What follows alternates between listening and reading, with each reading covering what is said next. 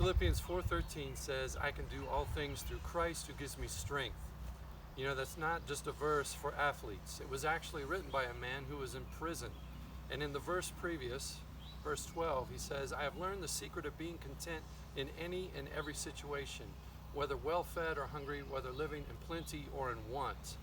That was what he was calling on Christ's strength for, to be content.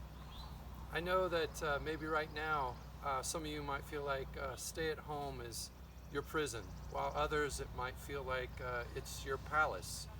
Either way, we're trying to find ability to find contentment in where we're at. And I think I know why athletes like that verse, because they're people who push themselves to their physical limits, and there's a point where they know that they can't call on any more reserves, and so there's a moment where they need strength from outside their self.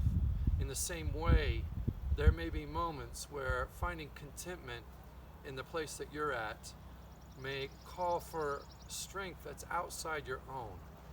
So the only clue that Paul gives us to finding contentment is calling on Christ's strength to help us do all things, whether that's help us at home with our children, help us endure with little pay, help us get along without certain items in our household or our kitchens. So, call on Christ for a strength outside yourself.